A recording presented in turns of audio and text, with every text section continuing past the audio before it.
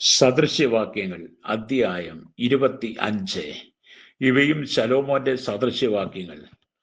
യഹൂദ രാജാവായ ഹിസ്കിയാവിന്റെ ആളുകൾ അവയെ ശേഖരിച്ചിരിക്കുന്നു.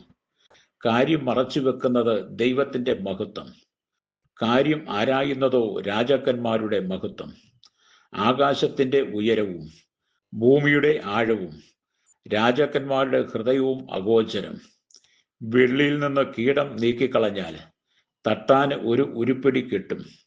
രാജസന്നിധിയിൽ നിന്ന് ദുഷ്ടനെ നീക്കിക്കളഞ്ഞാൽ അവന്റെ സിംഹാസനം നീതിയാൽ സ്ഥിരപ്പെടും.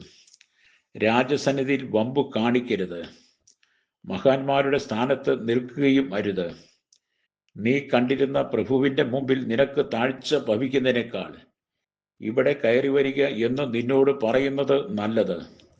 ബന്ധപ്പെട്ട് വ്യവഹാരത്തിന് പുറപ്പെടരുത്. അല്ലെങ്കിൽ ഒടുക്കൻ കൂട്ടുകാരൻ നിന്നെ ലജ്ജിപ്പിച്ചാൽ നീ എന്തു ചെയ്യും? നിന്റെ വഴക്ക് കൂട്ടുകാരനുമായി പറഞ്ഞു തീർക്കാം, എന്നാൽ മറ്റൊരുത്തന്റെ രഹസ്യം വെളിപ്പെടുത്തരുത്. കേൾക്കുന്നവൻ നിന്നെ നിന്ദിപ്പാനും നിനക്ക് തീരാത്ത അപമാനം വരുവാനും ഇടവരരുത്. തക്ക സമയത്ത് പറഞ്ഞ വാക്ക് വെള്ളിത്താലത്തിൽ പൊന്നാരങ്ങ പോലെ. കേട്ടനുസരിക്കുന്ന കാതിന് ജ്ഞാനിയായൊരു ശാസകൻ പൊൻകടുക്കനും തങ്കം കൊണ്ടുള്ള ആഭരണവും ആകുന്നു.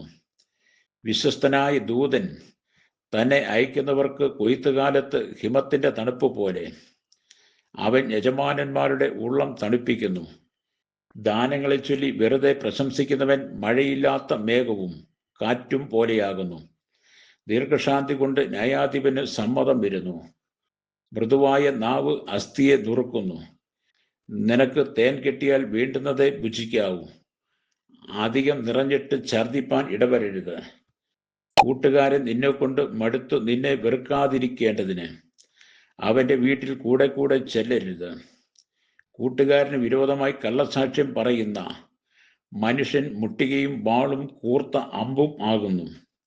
കഷ്ടകാലത്ത് വിശ്വാസപാതകനെ ആശ്രയിക്കുന്നത് മുറിഞ്ഞ പല്ലും ഉളുക്കിയ കാലും പോലെ ആകുന്നു. വിഷാദമുള്ള ഹൃദയത്തിന് പാട്ടുപാടുന്നവൻ ശീതകാലത്ത് വസ്ത്രം കളയുന്നത് പോലെയും യവാക്ഷരത്തിന്മേൽ ചൊറുക്ക പകരുന്നത് പോലെയും ആകുന്നു.